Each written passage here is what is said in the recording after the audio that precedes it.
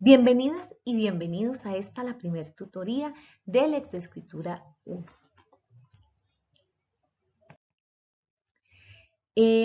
A lo largo del cuatrimestre vamos a tener 4 tutorías. En cada una de ellas vamos a desarrollar una unidad.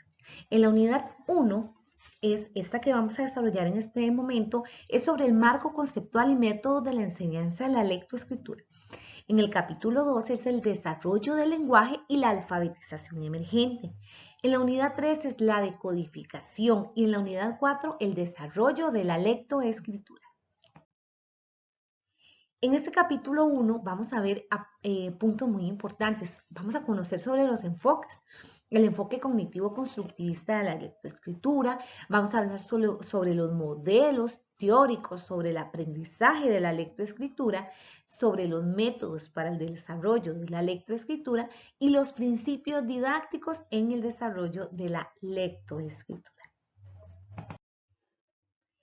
En esta primera unidad vamos a tener como un objetivo general analizar el marco conceptual de los procesos utilizados en la lectoescritura y las destrezas que se requieren desarrollar en el estudiantado, así como los principales métodos empleados en la enseñanza de la lectoescritura.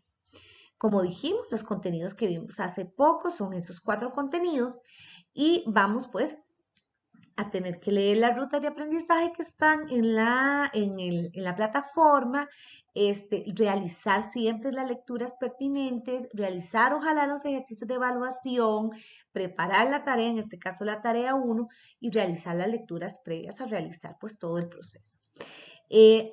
Van a encontrar una rúbrica, siempre es muy importante buscar la rúbrica porque esa es la que nos va dando la pauta de qué tenemos que hacer y qué no tenemos que hacer. Y obviamente entregar el trabajo en el lugar habilitado en la fecha que se les indicó. No se reciben trabajos que no sean el tiempo que se les pide. Ok, vamos a entrar en materia, vamos a hablar sobre la lectoescritura. Esto es una herramienta para comunicarse en un contexto social y se utiliza para diversos propósitos.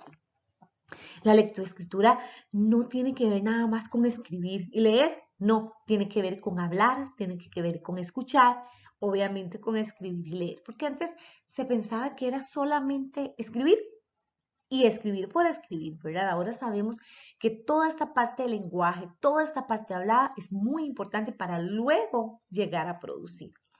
La esencia consciente en la aplicación de los procesos de pensar, leer y escribir, entonces son procesos cognitivos que no se dan a la ligera, son unos procesos que se dan realmente porque el desarrollo del cerebro va dando la pauta. ¿Cuál es la descripción del enfoque cognitivo constructivista? Bueno, es muy importante porque este enfoque que queremos dar nosotros, queremos que ustedes entiendan, es que el docente tiene que estar presente. Tiene que haber una relación de igualdad, no una relación de superioridad. Tiene que haber una relación entre el experto y el aprendiz. Tiene que existir una interacción social. Se toma en cuenta mucho la teoría de Vygotsky, donde habla de ese andamiaje y donde habla que el proceso social es importante para el desarrollo del conocimiento. También nos dice que es importante los conocimientos previos que se tengan para después poder unirlos a estos conocimientos nuevos. Y por lo tanto, el rol del mediador sigue siendo muy importante. En esta imagen se ve claramente cómo el andamiaje, que es esa figurita que ustedes ven ahí con los cubos, es la forma en que el docente puede llevar conocimiento. Entonces, vemos cómo el muñequito de la izquierda tiene conocimientos previos, entonces el docente también los utiliza y le da o le brinda otros conocimientos nuevos. Entonces, esto es muy importante para su desarrollo profesional. El papel que tenemos los docentes es un papel de andamiaje, es un papel donde si nosotros nos quitamos, luego la construcción continúa porque ya tiene unas bases sólidas. Entonces, este es parte de la descripción de este enfoque constructivo. Vamos a hablar sobre los 4 procesos cognitivos en la lectoescritura.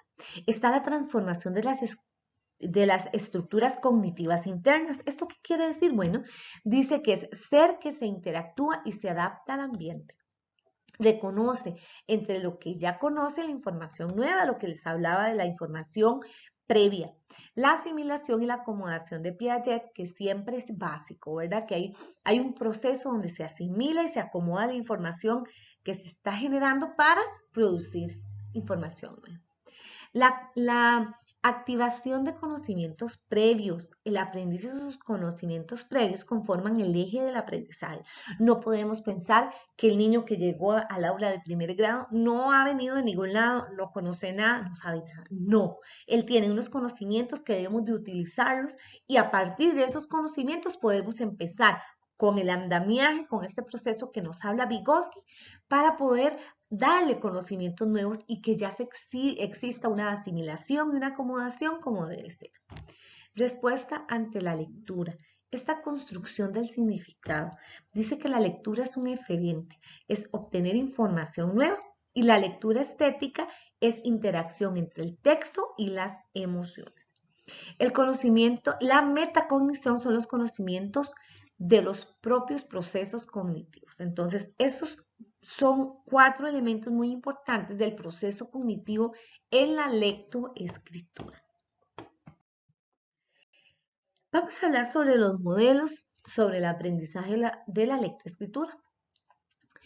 Todas estas teorías que se están utilizando actualmente en el Ministerio de Educación tampoco vienen de nada, vienen de conocimientos previos. ¿Y quiénes nos dan los conocimientos previos? Pues los grandes investigadores.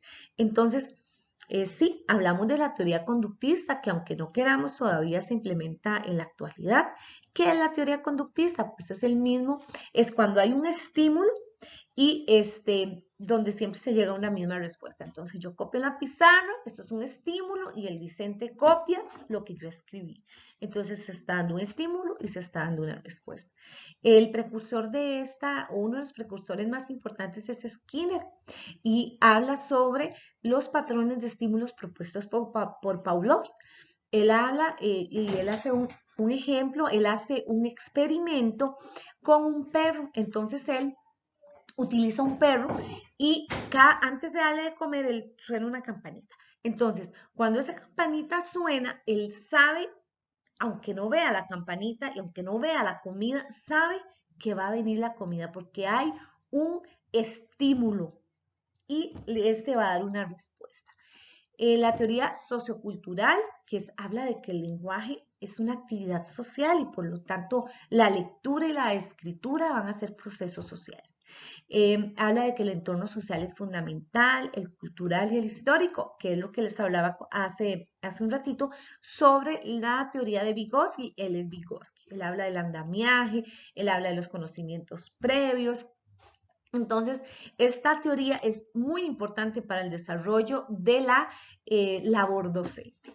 La teoría constructivista dice que los niños y las niñas logran construir su conocimiento mediante la interacción con el mundo.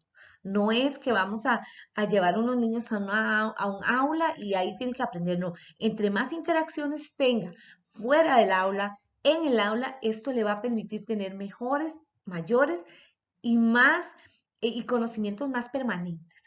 La construcción activa del proceso de aprendizaje. O sea, el aprendizaje no es algo estético, no es algo que ya lo aprendimos y ya no más. No, es algo que sigue y sigue en un proceso de por vida hasta que ya no estemos, ¿verdad? ¿Cuáles son los métodos para el desarrollo de la lectura? Bueno, hay 3 clases de métodos.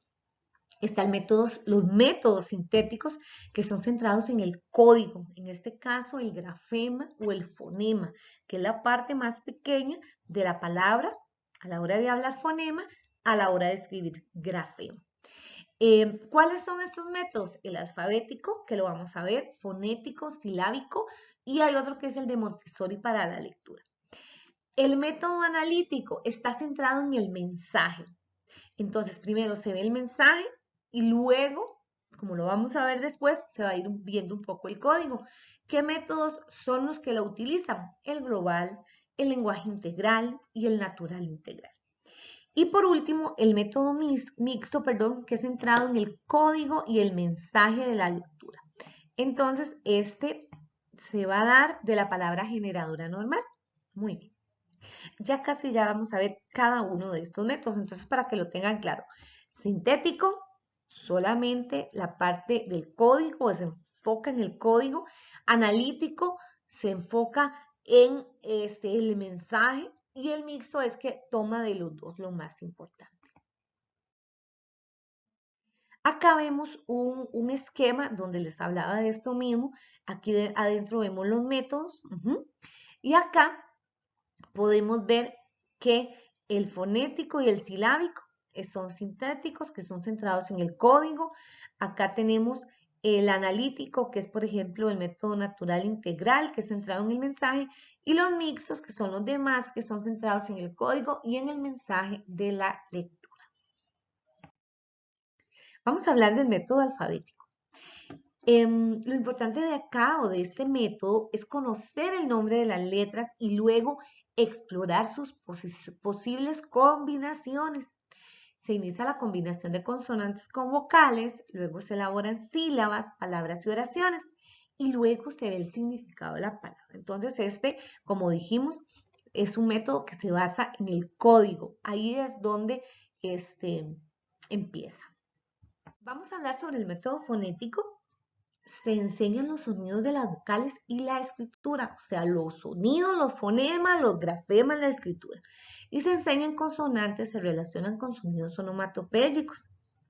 Se combinan las consonantes con las vocales, se forman sílabas, luego palabras y después oraciones. También se basa en el código. El método silábico. Se enseñan primero las vocales, luego se enseñan las consonantes, luego se forman las sílabas directas, mame, mi, mu, pape, pi, pu. Se construyen oraciones a partir de las palabras que se van formando, mamá, mamá, me, ama. Entonces ya tienen una oración. Las sílabas indirectas y compuestas y nuevamente se hacen oraciones y se deja por último también la comprensión. El método global analítico. Este método hay una motivación, tiene que haber una motivación como herramienta de una estrategia lúdica, puede ser un cuento, puede ser una lámina, puede ser un video. Los niños y las niñas aprenden a leer mediante la comprensión. Se presenta una palabra con significado y los discentes elaboran frases a partir de la palabra. Entonces, por ejemplo, casa. Entonces le enseñan una lámina de casa o le cuentan un cuento donde hablan muchas veces de la palabra casa. Entonces tenemos también la discriminación auditiva. Entonces escuchan la palabra y ellos van llegando a la palabra clave. Se presenta una frase y se analiza sus componentes, se presenta un texto y se analiza la frase del texto. Entonces, esta palabra clave va a surgir de algo que se comprende, de una experiencia lúdica, para después tomarla y más bien irla haciendo más pequeñita hasta llegar a este código. El método de la palabra generadora normal, que también es muy similar, se elige una palabra, en este caso si es solo una palabra, una sílaba, letras y fonemas. Se elabora una nueva palabra, entonces se usa la palabra, después se divide más bien en sílabas, letras y fonemas y se elabora una nueva palabra, se forman nuevas oraciones y se hace un dictado de lo aprendido. Esto es como por palabra por palabra. Otras tendencias y enfoques sobre la enseñanza de la lectoescritura. Estos no son métodos, son tendencias o enfoques. Está, por ejemplo, el método ecléctico, mixto o analítico sintáctico. Recoge las fortalezas de diferentes métodos sintáctico y analítico. Se introduce con una motivación también, con una lectura, con un video, con un cuento. Se preparan en conjunto niños y niñas y personas un cartel. Entonces, no es solo la docente, sino que se toma la opinión de los niños y de sus experiencias previas para elaborar un cartel con unas oraciones. La persona estudiante hace un dibujo para comprobar su comprensión. La palabra generadora se analiza en sílabas y también de forma fonética. La persona estudiante reconoce la palabra generadora en el texto elaborado. La persona docente dicta la palabra generadora y la persona estudiante construye una palabra nueva, una palabra nueva utilizando la palabra generadora. Entonces, más bien como que esta se descompone, ¿verdad? Entonces, ya para llegar al sonido, a lo más pequeñito, va de lo general más bien a lo específico. La filosofía del lenguaje es muy interesante lo que el Ministerio de Educación Pública está poniendo en vigencia en este momento en las aulas de primera infancia, de primera infancia, porque la primera infancia es hasta los 8 años. Entonces, todo lo que es primero, segundo y tercer grado tienen que ir muy de la mano de esta filosofía. Es una forma de vida, es un cambio de paradigma, es una filosofía integradora del lenguaje. Se toma en cuenta los conocimientos previos de las personas estudiantes, como hemos venido viendo. La persona estudiante construye su propio aprendizaje, predice, selecciona, conforma y se autocorrige. Eso es muy importante porque del error se aprende, dice esta filosofía. Entonces, el niño tiene más libertad de poder hacer su proceso de aprendizaje. En conjunto se selecciona un tema por estudiar. Se organizan las actividades a partir de las preguntas generadoras. ¿Qué sabemos? ¿Qué queremos saber? ¿Cómo podemos saberlo?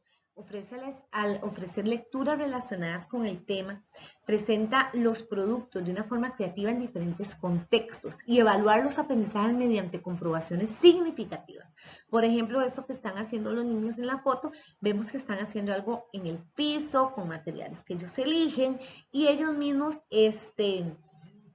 van a presentar a sus compañeros de una forma creativa como ellos lo quieran hacer. Muy bien, vamos a hablar sobre los principios didácticos en el desarrollo de la lectoescritura. Estos principios es muy importante saber que la parte didáctica, que la parte del aula es fundamental. El material concreto y motivador. Tomar en cuenta las diferencias individuales y las necesidades específicas de los estudiantes. Una pedagogía actual independientemente del método. Son 3 los principios: el modelaje cognitivo y el andamiaje, la enseñanza explícita y el aprendizaje cooperativo. En el modelaje cognitivo y andamiaje ya lo hemos visto, lo vimos hace ratito, ¿verdad? Actuar de forma demostrativa, de forma concreta. ¿Cómo lo haría? Eso es lo que tiene que hacer el docente. El docente debe ser un modelador del proceso de aprendizaje, brindar las estrategias y brindar los recursos para que estas personas estudiantes puedan llegar a tener sus propios procesos de aprendizaje y sus propias experiencias de aprendizaje. La enseñanza explícita. Descripciones absolutamente claras de lo que se va a hablar, clara explicación de las estrategias, modelaje de la persona docente y de una persona estudiante si se pudiera. Entonces es cuando la docente dice, bueno, vamos a hablar sobre la lluvia. Entonces hace un experimento y de pronto hay un estudiante que yo en el kinder yo hice un experimento, niña, voy a ponerlo en práctica. Entonces también hay otro modelaje desde otra perspectiva sobre un tema determinado. Guía mediante el andamiaje, esto no se les puede olvidar, el docente va a ser esa parte que brinda los recursos, pero no va a ser el centro del proceso educativo. Uso de estrategias por parte de la persona docente, eso es la enseñanza explícita. El aprendizaje cooperativo es algo muy rico y es algo que se está dando mucho en las aulas. Es un intercambio de experiencias. No es solamente físicamente, digamos, ustedes trabajan en grupo y punto, no. Es una tarea cognitiva explícita, es donde todos aportan, todos trabajan. ¿Por qué? Porque aquí se les está preparando para la vida. En la vida no van a ser trabajadores individuales, no. Se va a trabajar con habilidades blandas. Dentro de las habilidades blandas tiene que estar esa capacidad del trabajo cooperativo que se puede ir desarrollando desde edades tempranas. Es más, desde preescolar se empieza a trabajar con ellas. Ok, bueno, eso es toda la parte teórica. Vean que es una parte lindísima, es una parte con un aprendizaje muy rico, que si ustedes logran comprender todo esto, van a tener de verdad una asimilación muy productiva sobre este curso. Entonces, van a tener que hacer 2 tareas con un valor de 20 puntos cada una. Un proyecto, este proyecto se va a dividir en 2. En la primera parte, que es la tarea número 2, es un 20% y el proyecto 2 en la segunda parte es el 40%. Entonces les explico. Presentan una tarea, luego presentan la primera parte del proyecto, luego otra tarea y luego el proyecto. La entrega de los trabajos es importantísimo que tengan estas fechas muy claras, los apuntan en la agenda, en el calendario, en el teléfono, para que no vayan a tener olvidos. ¿Por qué? Porque ya después de estas fechas, a no ser que sea una situación realmente complicada, donde presenten hasta dictámenes médicos, no se les va a aceptar. Entonces, mejor hay que prevenir. El domingo 25 de octubre, dentro de pocos días, tienen que presentar la primera tarea. 11:55 se cierra el entorno. El domingo 8 de noviembre. Es un cuatrimestre pequeño, es un cuatrimestre corto, así que por favor traten de cumplir. Domingo 22 de noviembre es la tercera tarea y el proyecto es el domingo 6. Recuerden que la tarea 2, todas son fundamentales, pero la tarea 2 es insumo para el proyecto, así que definitivamente no sería buena idea poder fallar ninguna de las tareas. La tarea 1, ya hablamos sobre el tema hoy. Lo que vamos a tratar es el marco conceptual y método de enseñanza de la lectura, que ya lo acabamos de ver. Ya saben que se entrega el domingo 25 de octubre. ¿Cuál es el propósito? Bueno, esta tarea tiene como propósito que la futura persona docente reconozca los modelos conceptuales y los métodos que facilitan la enseñanza de la lectoescritura, enfatizando el enfoque cognitivo-constructivista. Ya lo hemos visto. Objetivos. Identificar la información relevante del proceso de lectoescritura para que interiorice los términos más significativos relacionados con la temática. Reconocer la importancia del concepto de lectoescritura en la enseñanza formal de la lectura y de la escritura. Guía de trabajo. Vamos a tener que tomar en cuenta esto. Lea atentamente el capítulo 1 del libro de texto facilitado en la matrícula y realice la siguiente actividad con base en esta información. Va a ser un glosario. A continuación, se le presenta una lista de los conceptos más relevantes del capítulo. Elabore un glosario donde defina con sus propias palabras cada uno de ellos. No es copia textual. Cada definición no debe exceder 3 renglones. Enletraría el 12 con un interlineado de 1.5. ¿Cuáles son estas palabras? Bueno, todas las que vimos en la tutoría. Lectoescritura, enfoque cognitivo-constructivista, asimilación, acomodación, esquemas cognitivos, actividad de conocimientos previos, decodificación, metacognición. Teorías, la conductista, la sociocultural, la constructivista. Métodos, todos los que vimos. Alfabético, fonético, silábico, global, natural, integral. Y el método de la palabra generadora. Tendencia ecléctica, filosofía del lenguaje integral, modelaje cognitivo, andamiaje, enseñanza explícita y aprendizaje cooperativo. La siguiente actividad es la reflexión, es hacer una reflexión. Con base en la teoría de la unidad didáctica, realice una reflexión donde explique cómo fue formado o formada usted en su proceso de lectoescritura. Razone si esa experiencia puede continuarse utilizando en las aulas y si es compatible con el programa de español del Ministerio de Educación Pública, que se encuentra vigente en este momento. Esta reflexión debe tener una extensión de 2 páginas completas. Debe incluir 2 citas textuales cortas, menores de 24 palabras, de la unidad didáctica. Tiene que utilizar el formato APA, letra Arial, interlineado de 1.5. La rúbrica. Es muy importante que se cumpla cada uno de los puntos. Pues bien, obviamente las instrucciones son que se presenta la escala de calificación o rúbrica. Recuerde que tiene un valor de 40 puntos y un porcentaje de 20%. ¿Cuáles son? Bueno, son 7 puntos importantes. Seguimiento de instrucciones. Entonces, presenta todos los aspectos solicitados en el orden establecido. Portada completa. Recuerden que la portada la pueden hacer igual a la de las orientaciones y que tiene que ser, o sea, ustedes están presentando un trabajo universitario, entonces tiene que ir con una portada adecuada, tipo de letra, delineado y otras. Redacción. El trabajo presenta una excelente redacción, puntuación coherente, claridad de ideas y otros que permiten la comprensión del texto. Ortografía. El trabajo presenta un correcto uso de las reglas ortográficas. Redacción. Por cada error se rebaja un punto, así que ojo con esos errores.